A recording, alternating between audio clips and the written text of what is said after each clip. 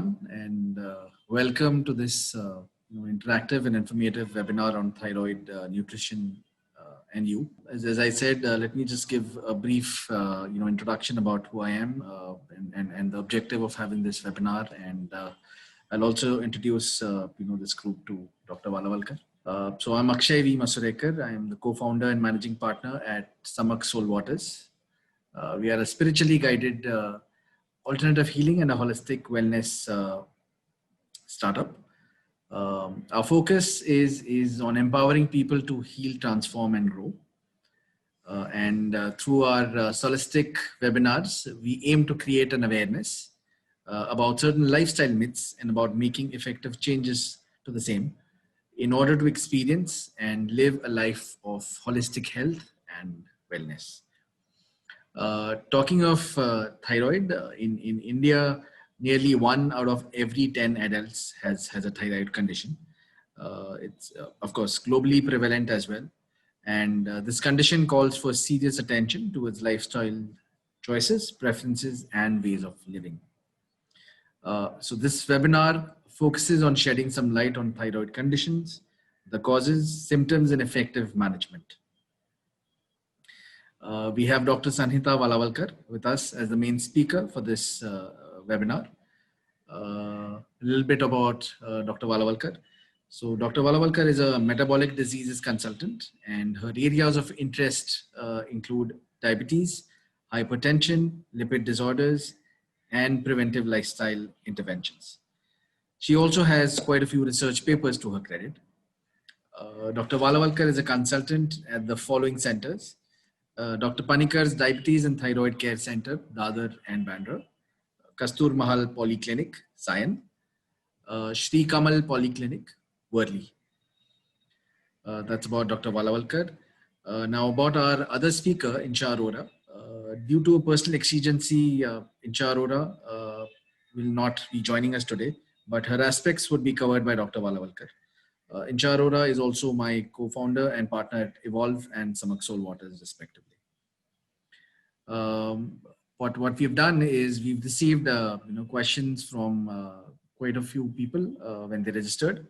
So we've tried to incorporate it during in the content that Dr. Valavalkar will be talking about. If apart from that, if you have any other questions, feel free to post those in the chat box, and we would be happy to take those towards the end of the talk. So over to you, Doctor.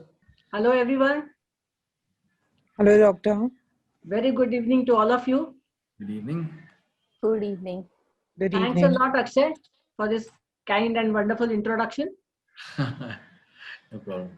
So, as Akshay has already briefed everyone regarding what we are all actually planning to do, as we all know, lifestyle disorders, say diabetes, hypertension, lipid disorders, thyroid disorders, obesity, all of these, they have been growing like an epidemic.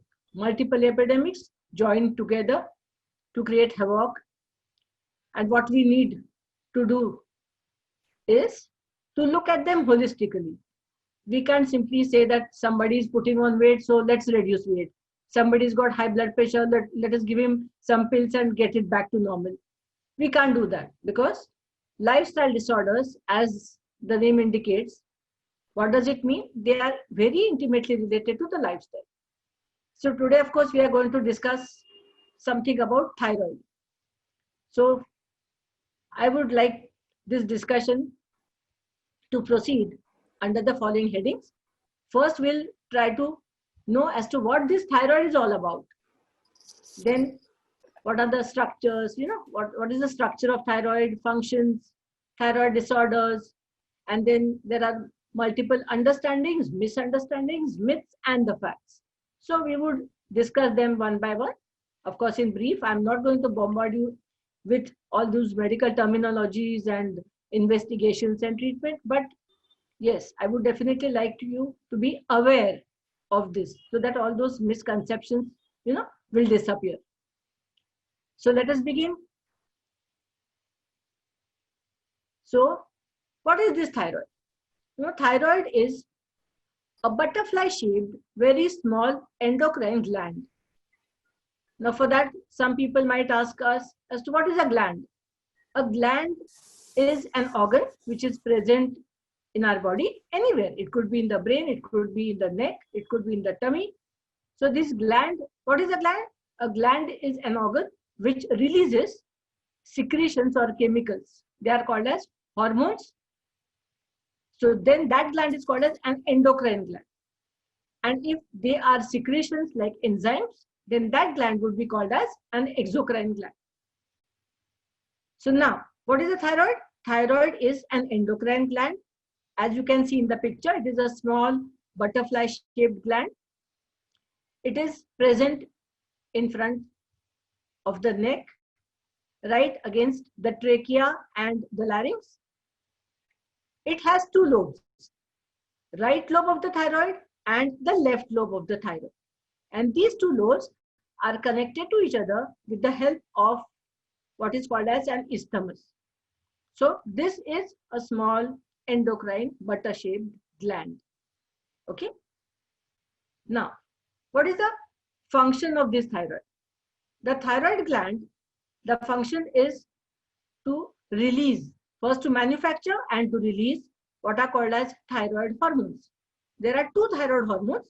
One is called as T3, that is triiodothyronine, and the other is T4, which is thyroxine or tetraiodothyronine. This is the basic function of the thyroid gland, to release these hormones. Now mind you, these thyroid hormones are released in minuscule quantities, in micrograms, but they are absolutely essential for the functioning of each and every cell and organ in our body. So let us see what are the functions of this. So the functions of thyroid hormones, they are absolutely vital for our growth. So these thyroid hormones, T3 and T4, they regulate all the cells in our body, and they help control literally each and every function, as we can see now. You know, they control the metabolism of each and every cell. What is metabolism? Metabolism is the food that we eat. Why do we eat food? We eat food so that we get energy. Now we eat carbohydrates, we eat fats, we eat proteins, vitamins, minerals. So all these foods are finally broken down into energy molecules. See, for example, when one eats carbs, what is the final energy molecule here? Final energy molecule is glucose. If we eat fats, they enter blood in the form of fatty acids. If we eat proteins, you know, egg, white of egg, it gets converted finally into amino acids. So what are these? These are energy molecules. So breaking down all these foods to make energy molecules is what is called as metabolism.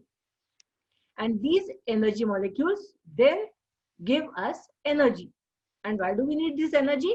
We need this energy for proper functioning of our cells, organs, and systems. So these energy molecules are produced and they are used by all the cells in our body. Obviously, when energy is produced, it will control the temperature of our body. It is responsible for heat production. And then when these cells use energy, they have to use oxygen, so that with the help of oxygen and energy molecules, energy will be generated, and that will be used for cellular metabolism, growth, wear and tear, and development. So these are the basic functions of thyroid hormones.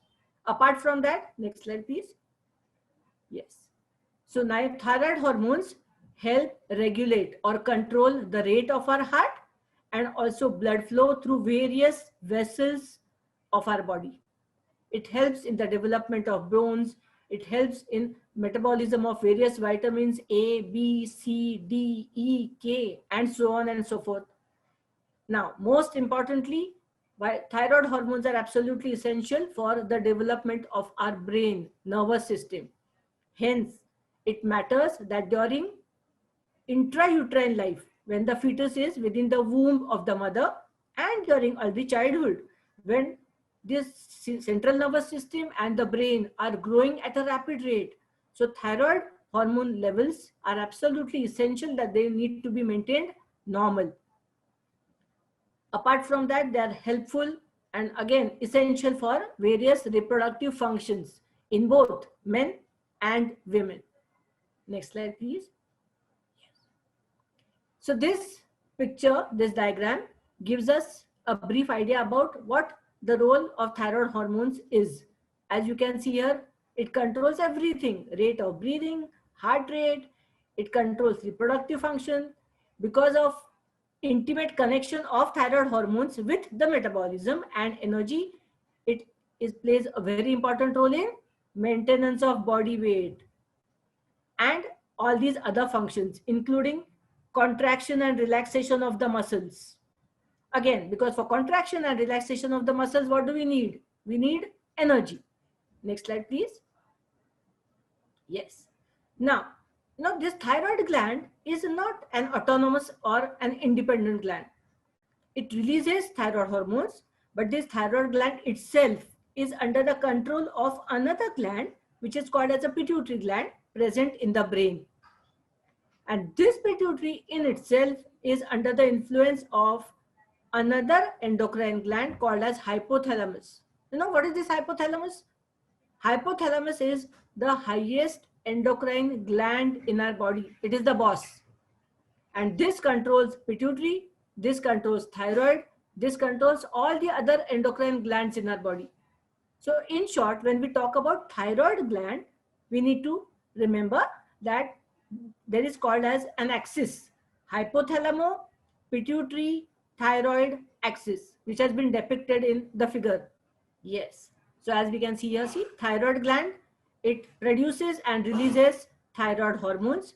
They enter the bloodstream and act on all the sensitive cells in our body. Sensitive as in they are sensitive to the action of thyroid hormones. This thyroid is under the influence of pituitary gland, which is present in the brain. Pituitary in turn is under the influence of another gland, hypothalamus. Now, as you can see here, this is called as a negative feedback mechanism. What does that mean? That whenever thyroid hormone becomes lazy, it slows down because of any cause, what would happen is T4 and T3, that is thyroid hormones, they reduce in concentration. Now this will immediately be sensed by pituitary gland. The thyroid gland is not functioning to the level at which it should.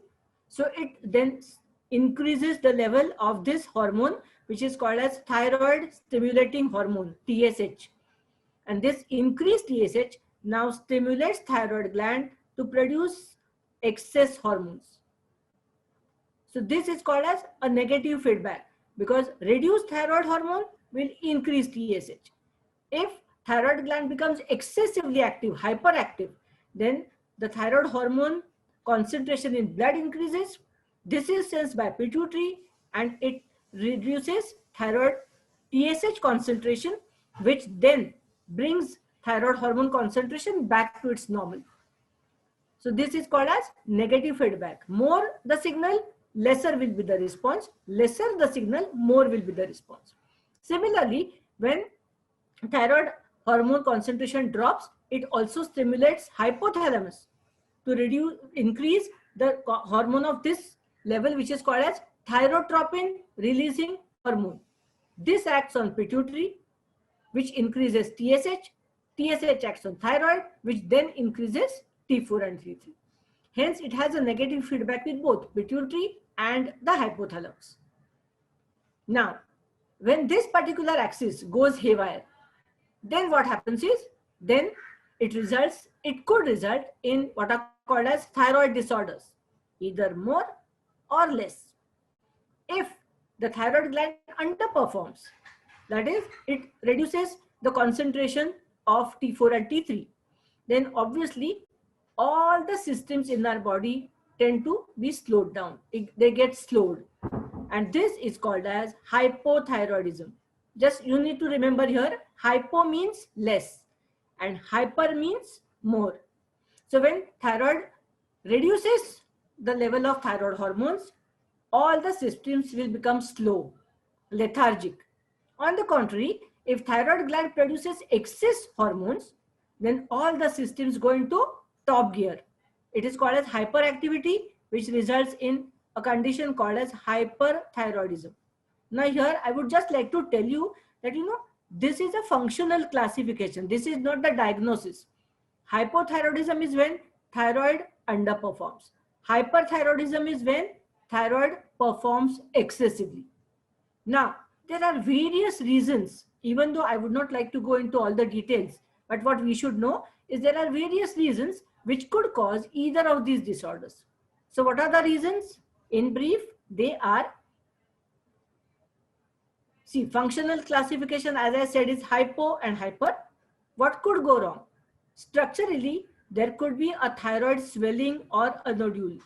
Many of you might have actually seen, the thyroid swelling right in front of the neck, which stares at us. So that is a thyroid swelling or a nodule. Again, it is not a disorder. Thyroid nodule or swelling which is seen again could be because of various reasons, and we need to actually find out as to what could be the diagnosis. So thyroid swelling is not a disorder. It is not a diagnosis. And this thyroid swelling is called as goiter. Goiter means swelling of the thyroid gland. It could be because of multiple reasons. Another diagnosis could be thyroid cancer. Even thyroid cancer is of various types. Okay. So now let us see what this hypothyroidism is all about. Hypo means less. So hypothyroidism is present when thyroid gland produces either very little or no thyroid hormone. Now, as I have already told you, because thyroid hormones are absolutely essential for all the activities of our cells. So when they reduce, all the things will slow down. So a classic example of slow and steady. However, it doesn't win the race if it is not treated, by the way. So what are the causes of hypothyroidism? There could be multiple causes of hypothyroidism. The commonest cause which has been found is Hashimoto's thyroiditis. What is this Hashimoto's thyroiditis? It is called as an autoimmune condition. What is autoimmune? Auto means self, and immune is the fighting power of our body. So what happens in Hashimoto's thyroiditis is, our own cells get destroyed by antibodies, or they are protein cells which are prepared by our own body against our own cells. Normally, these antibodies are produced in our blood to fight what is not self or what is foreign. Say, for example, a toxin enters our body, a virus, as I can say here, coronavirus, for example. Many other viruses, bacteria, fungi. So all these are foreign. So they need to be tackled, they need to be killed, so the body produces antibodies. However, in this case, whenever an autoimmune condition develops, body treats our own cells, our own thyroid cells as foreign. And these antibodies then destroy our thyroid cells. This could lead to Hashimoto's thyroiditis.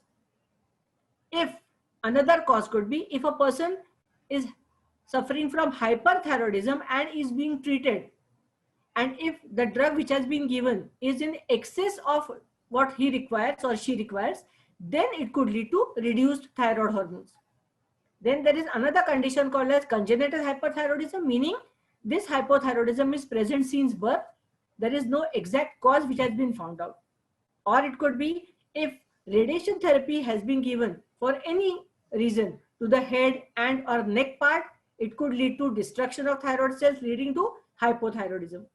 Then another cause could be drug-induced hypothyroidism. There are peculiar drugs. There are many, but lithium, amiodarone, thalidomide, etc. These drugs lead to reduction in thyroid hormone synthesis, leading to hypothyroidism. Okay. Next slide, please. So what are various features of hypothyroidism?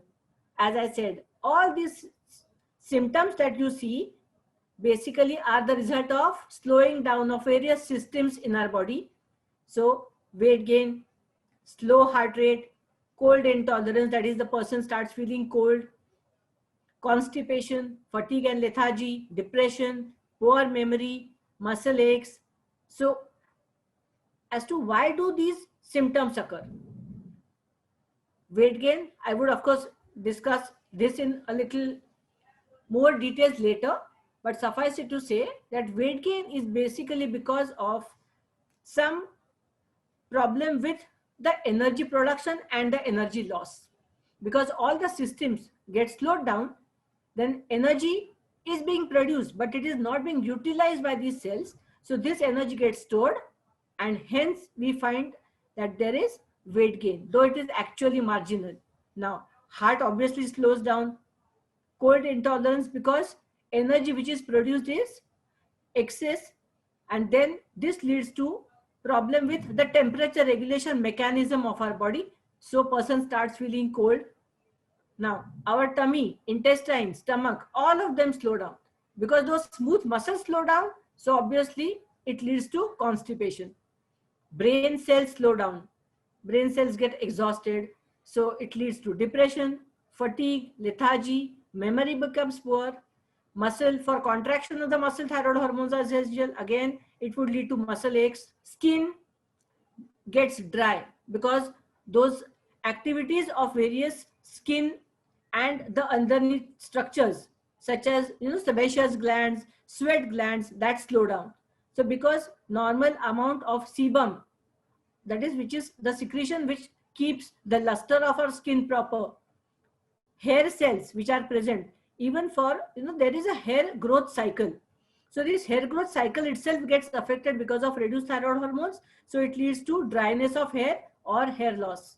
Fingernails get brittle, voice gets hoarse, blood lipids increase, they become very high in some cases, obviously because sexual function is intimately related to thyroid, it leads to sexual dysfunction. In females, there is irregular menstrual bleeding, or there could be milky discharge from the breasts. So all these are common features of hypothyroidism. Again, it is not necessary that each and every symptom or sign has to be present. And here I would like to tell you that in the initial stages, in most of the cases, all these symptoms are actually not even seen. They start to appear only when the thyroid hormones really go down. So this picture depicts in short various symptoms and signs of hypothyroidism, as you can see and as we have discussed earlier. Feeling cold, then there could be hair loss, there could be fatigue, then heart slows down, apathy. So all these are the features of decreased concentration of thyroid hormones in blood. So what is the treatment of hypothyroidism?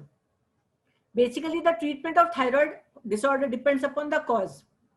So if hypothyroidism is because of underactive thyroid gland, then this needs thyroid replacement pill, and it would be decided by the endocrinologist or the physician concerned.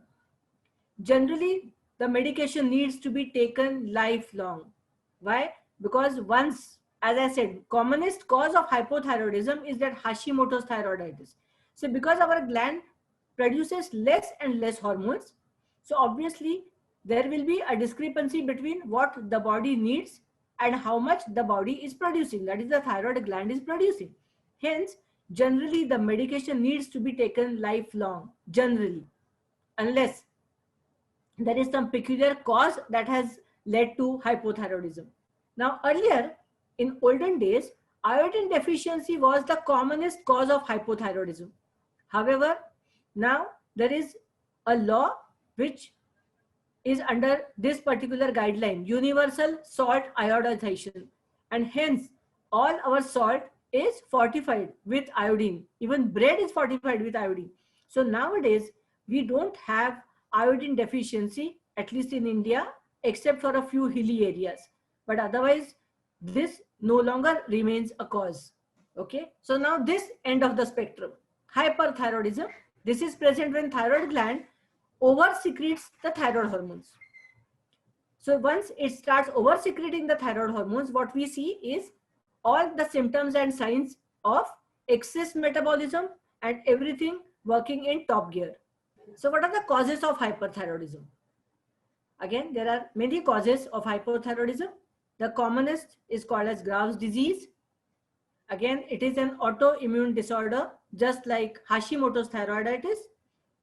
It could be because of benign, that is non-malignant, non-cancerous, or malignant growth or nodule on the thyroid. It could be because of inflammation of the thyroid, which is called as thyroiditis.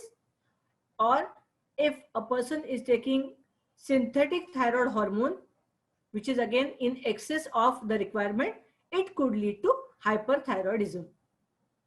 These are the common causes. What are the features of hyperthyroidism? Yes. So there are multiple features of hyperthyroidism. This is a very classic sign of hyperthyroidism, which is in medical terminology, it is called as exophthalmos, bulging eyes. It could also lead to clubbing of the fingers. So you can see these clubbed fingers. Emotional symptoms of hyperthyroidism. It again, in hyperthyroidism, you must remember that metabolism of all the brain cells is in excess. So brain cells are overworking, they are tired, and therefore it leads to nervousness, restlessness, anxiety, irritability, sleeplessness, exhaustion because of continuous working of the brain cells. They don't get to rest. There is all the activities of the brain are continuously happening in top gel, so they actually get exhausted. So basically, all these symptoms are because of overworking of the brain cells. So here we can see various symptoms of hyperthyroidism. Again, it affects menstrual cycle in females. So menstrual cycle gets irregular. You can see goiter. Skin becomes very, very thin, again because of excessive activity of skin.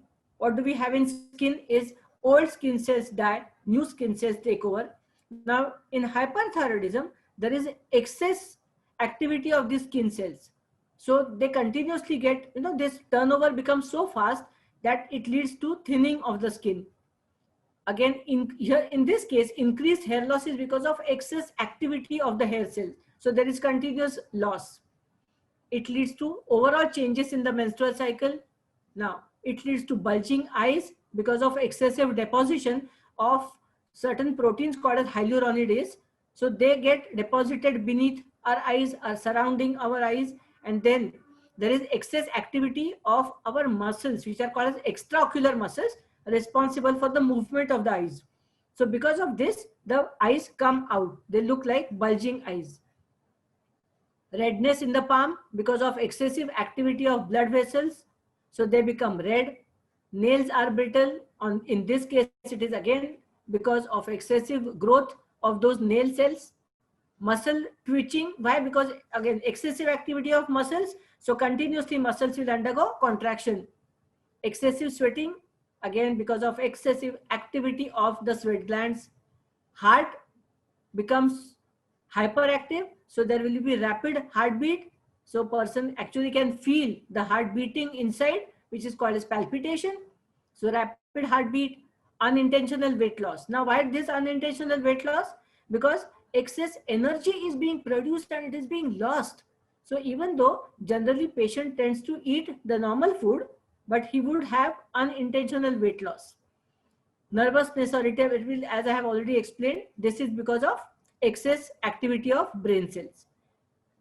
Now, gastrointestinal muscles, that is muscles of stomach and intestine, again are overworking. So this leads to diarrhea. Problem sleeping because of overworking muscles. It just doesn't let us sleep.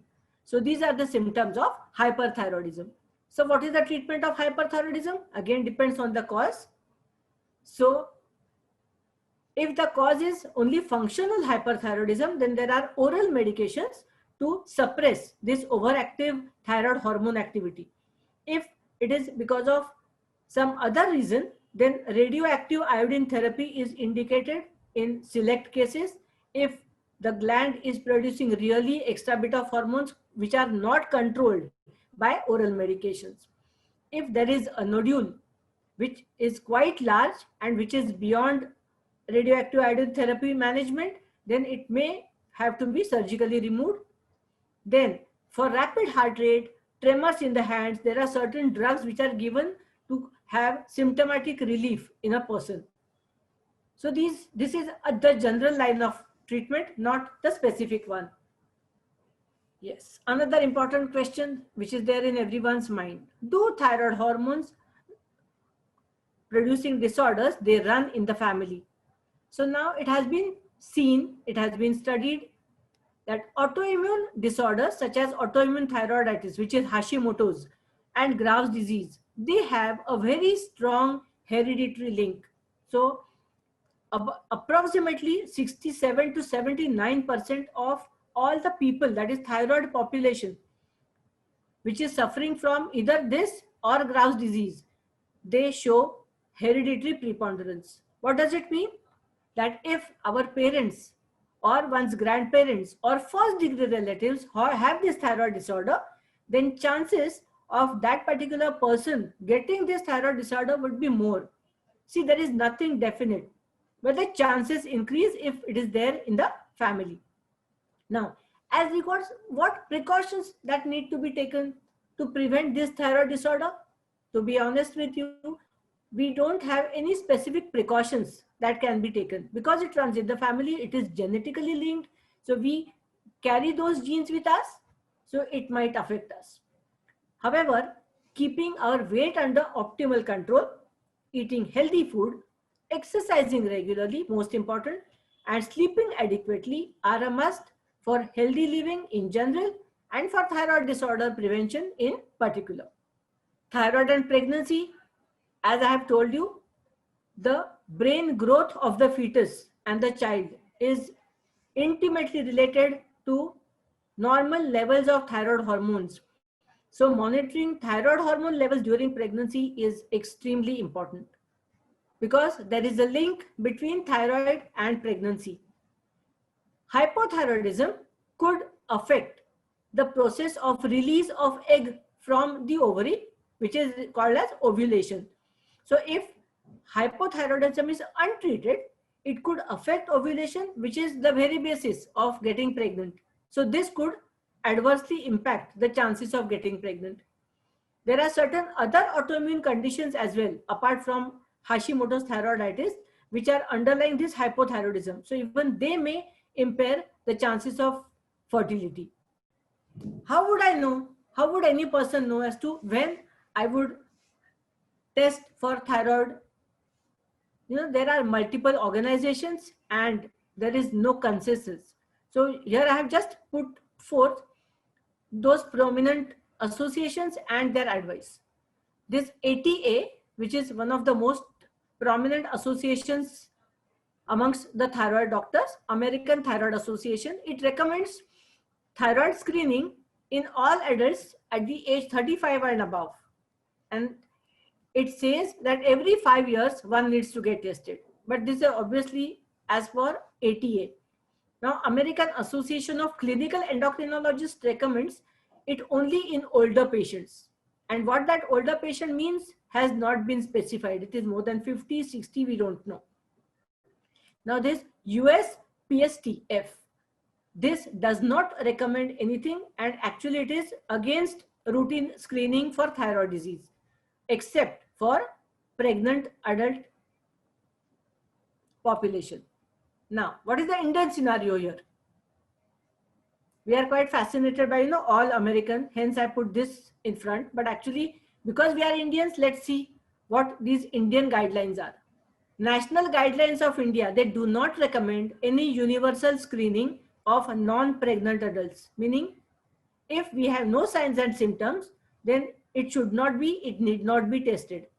However, Indian Thyroid Society recommends screening of TSH level in all the pregnant women at the time of their first visit, antenatal visit, and preferably during pre-pregnancy evaluation, they need to get tested, or as soon as the pregnancy is confirmed, we need to check for TSH levels.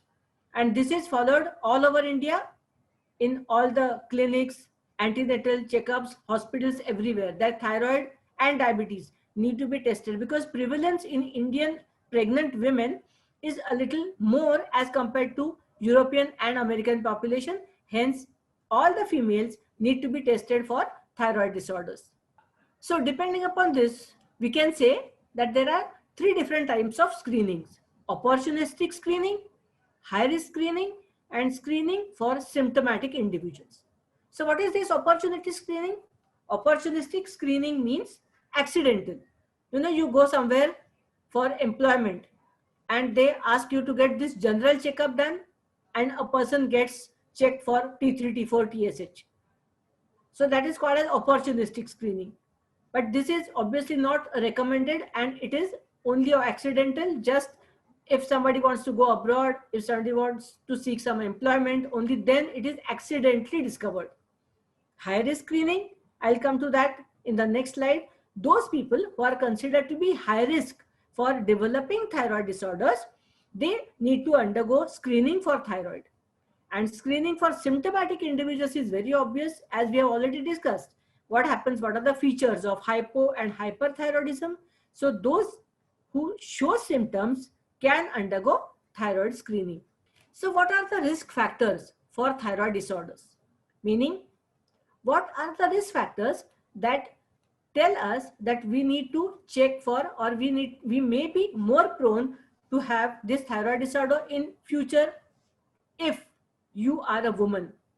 A woman, that is by gender, is more prone to suffer from thyroid disorders as compared to a man. If a person is older than 60 years of age, irrespective of gender, male or female, is likely to have thyroid disorder. If we have a family history of thyroid disease, then we have greater chances of developing thyroid disorder. If we have any other autoimmune disease, such as type 1 diabetes or celiac disease or rheumatoid arthritis or lupus, then those people have greater chances of developing thyroid disorder. If we have been treated, or anybody has been treated with radioactive iodine or other oral thyroid medications, again, we need to be on the lookout and we need to test it at regular intervals, say once in a year or once in 2 years. If we have received radiation to our neck or upper part of the chest, we are likely to get thyroid disorder, so we need to screen ourselves. Again, in the past, if thyroid surgery has been performed, partial thyroidectomy, we need to check for thyroid levels or thyroid hormone levels once a year at least. If a person develops any of those symptoms that we talked about, then those symptomatic individuals can undergo this basic test, T3, T4 and TSH. This is a simple blood test that gives us a clue, or it gives a physician or an endocrinologist a clue as to whether a person is suffering from hypo or hyper or any other kind of thyroid disorder. Now, this was about understanding. Now, let's see what are the misunderstandings surrounding this thyroid disorder, acute butterfly-shaped gland. So, as regards foods, on foods, there is eating carrots, cabbage, root crops, cauliflower, broccoli, etc. can cause goiter. I can tell you it's a myth. So what is the fact? We must understand these cabbage, cauliflower, broccoli, these have what are called as chemicals known as goitrogens, meaning those which inhibit or reduce the synthesis of thyroid hormones. But what is extremely important to know is we have to have a truckload of these foods in a short time before we develop goiter, which we in reality never do. So broccoli or cauliflower or cabbage or any other vegetable which is eaten in normal diet, normally, regularly, has no connection with goiter whatsoever. So you can enjoy your food, no problem with that. Drinking cold drinks is bad if you have goiter. This is absolute myth. What is the fact? The fact is the temperature of these foods, cold drink or hot drink or whatever, it has no effect on the thyroid gland, because thyroid gland is not present in our alimentary tract or GIT. It is way outside. It is right in the neck, and again it has no connection with the alimentary tract. So enjoy your drinks, cold or what, hot, whatever, no problem. Eating seafoods can cure goiter, and not eating seafoods can cause goiter. What is the fact? The fact is, seafoods are very important for their iodine content. However, if there is a goiter, meaning swelling of the gland because of whatever cause, then that will not be cured by eating seafoods. You can enjoy your seafoods, but not to cure goiter. Please go to the endocrinologist or a physician and get yourself treated. Now, if a person is not fond of seafoods, again, a person with iodine deficiency, he may develop goiter. But as I said, there is no connection between eating or not eating seafood and the thyroid disorder. No way.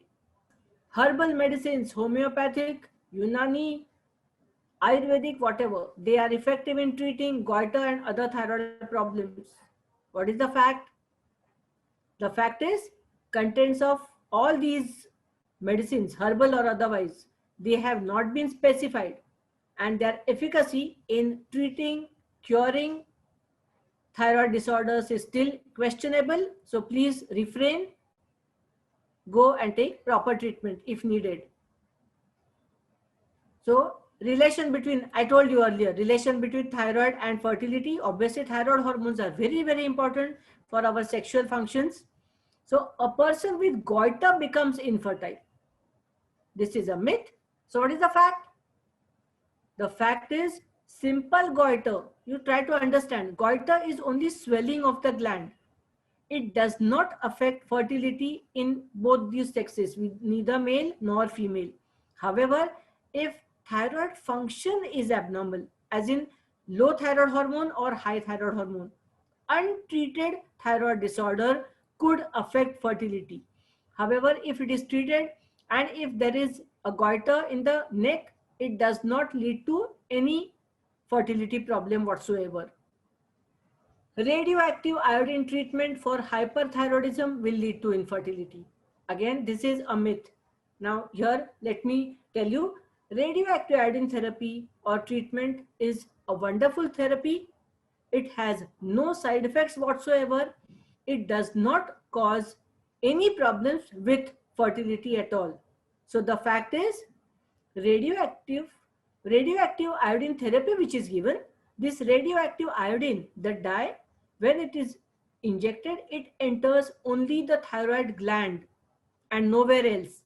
So it does not affect any other organ in our body, and it is absolutely safe, very simple, comparatively very cost effective and long lasting. Now, regarding various treatment modalities, again there is a myth prevalent amongst the masses that radioactive iodine treatment can cause cancer. Now, what is the fact? Now, see, this is in existence, this therapy is in existence since a long time now, and there has been not a single report which has shown any connection between iodine therapy and cancer. In fact, there is no chromosomal abnormality which has been found in children born to mothers who received this treatment. So it is very safe, very simple, cost-effective treatment for hyperthyroidism when required. Right. Another important issue, close to everybody's heart, thyroid, and it is a weighty issue. So let me talk to you about this in details.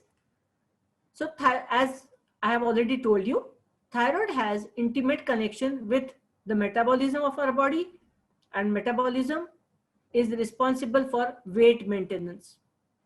So there is a very complex relationship between thyroid disease, weight of our body, and the metabolism. Now here the bottom line is that thyroid hormone regulates our body metabolism. And what is metabolism? I told you, breaking down of foods into energy molecules. But how do we measure this metabolism? We measure it by amount of oxygen which is used by our body over a specific period of time. So we can say that body metabolism per day, body metabolism per hour. So that is what is amount of oxygen which is used by our body for doing tasks. Now, if this amount of oxygen is measured when the body is at rest, now here, mind you, when we are talking about body being at rest, what we mean? Our heart is functioning, our lungs are functioning, our kidney is functioning, brain is functioning, but our muscles are comparatively at rest. So when we measure oxygen consumption by our body when the body is at rest, it is known as basal metabolic rate, BMR. And thyroid hormones control this basal metabolic rate very nicely. So obviously, when thyroid hormone levels go down, obviously BMR will reduce. That is, amount of oxygen which is utilized by our cells will go down. They become lethargic. On the contrary, when thyroid hormones become over excess, then obviously it would lead to very high BMR, because even at rest, the cells are constantly using this oxygen. Energy consumption goes up. However, it is not that BMR is only regulated by thyroid hormone. No, BMR is also subject to different other influences apart from thyroid hormone. You know, it is a very common finding that in hypothyroid individuals, generally what we find is weight gain. Now, I again have to tell you and stress upon this that all the weight which is gained because of hypothyroidism is not related to excess fat accumulation. So when we talk about weight gain, it is not because of excess fat deposits in our body. On the contrary, most of our extra weight that we gain during hypothyroidism is because of excess accumulation of salt and water. So massive weight gain to the extent of 8 or 9 kilos, 10 kilos, 20 kilos, it is associated with multiple factors, but it is not associated with hypothyroidism alone. So some food for thought here. Weight gain which is attributed to hypothyroidism, कुछ भी है तो thyroid की वजह से, weight बढ़ा है तो thyroid की वजह से. No, my dear, even if TSH levels become very high. Now here, I suppose you know, TSH levels high meaning thyroid hormone levels low. So if TSH levels are to the extent of 50 and plus, maximum weight which can be gained because of TSH levels will be 3 to 4 kilos, not more than that. If TSH levels are say somewhere between 10 to 15, weight gain would be only 2 to 3 kilos because of high TSH.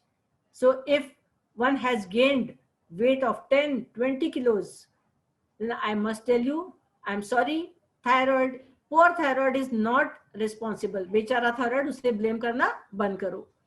If weight gain is the only symptom of hypothyroidism, then it is very, very unlikely, less likely that this weight gain is solely because of thyroid. There are multiple reasons attributed. Now, same case. On the other hand, in hyperthyroidism, any weight loss which is caused, whatever weight loss is caused because of untreated hyperthyroidism, then in that case, this weight will be regained when hyperthyroidism is treated. Now, weight gain which can occur. There are symptoms, as I said, similar to hypothyroidism. In hyperthyroidism as well, they may not cause any symptoms. There could be no weight loss. And patients, however, after getting treated, they put on weight. Why? Because they eat more calories than necessary, and energy expenditure after they get treated for hyperthyroidism gets back to normal. But they continue to eat, and excess eating would lead to blooming of weight. Again, it has no connection with the thyroid. Now, this is a very classic thing. We keep on blaming, everyone keeps on blaming thyroid for the weight. Here it is actually the opposite. It has been found that in people who do not have any thyroid problem, when thyroid function is absolutely normal, even small variations in weight can affect the level of thyroid hormones. So in euthyroid, that is normal people, if there is weight loss, it would lead to lowering of TSH. And if weight is gained, TSH increases. So do we get the relation here very clear? What do we mean by that? If you tend to reduce weight, obviously the requirement of your body for thyroid hormones will go down, and hence TSH will reduce. If we tend to put on say 2 or 5 kilos of weight, whatever thyroid hormones we have will not be enough to maintain our metabolism. So it will go up. So what is the bottom line? Keep your weight under check and it will keep your thyroid happy. Yes. So finally, weight gain, weight loss, weight equal is all about energy balance. So the amount of calories that are put into our mouth and the tummy, and the amount of calories which is expended, the balance between these two will decide as to whether we are going to maintain weight, whether we are going to put on weight, or whether we are going to have less weight. So this is balance between how much do we need and how much are we putting inside. As simple as this. Now, as I have already told you, thyroid disorder or normal thyroid function has no connection with any specific diet. There is no specific diet, though it is, Google University will tell you there is one specific diet for thyroid, do this, don't eat that. So please don't believe in all this. There is no special thyroid diet. What is most important is eating nutritious food, and that is the key to good health. So eat everything in moderation. Moderation is the key. Eat everything: carbs, proteins, fats, vitamins, minerals, veg, non-veg, but keep a balance and check. So you can see this food pyramid. I'm sure almost all of you must have seen this food pyramid. So it starts from here. This is the basic or foundation of our Indian diet. This is what we eat all the time. Indians are carb heavy people. On the contrary, if you look at Europeans or Americans, they have protein, lot of protein, meat, fish, eggs in their diet. So, but our foundation or base is high carb. You can have everything, as we have already discussed, and it has been umpteen number of times been, told. Fruits, obviously very important. Have them in moderation. You can preferably eat fruits and not fruit juices.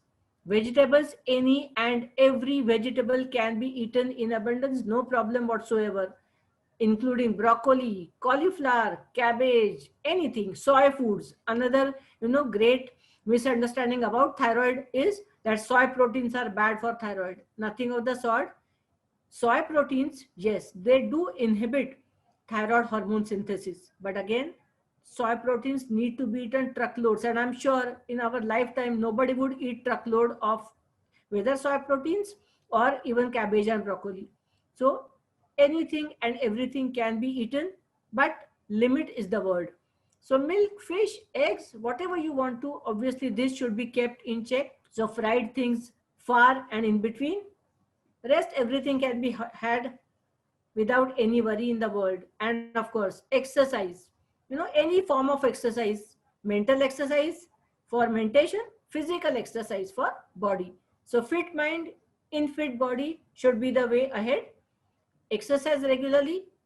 Any form of exercise is fine, so long as you are doing it for 40 minutes to 45 minutes every day, 5 days a week consecutively. Okay, there could be cheat days, no problem, but then you should stick to those number of cheat days as well, So do everything, be happy, be healthy. Thank you so much for your patient hearing. If there are any questions, I'm all happy to answer. Thank you so much. Yes, thank you, Dr. Valavalkar. Very, very informative. We'll now, of course, open the forum for questions.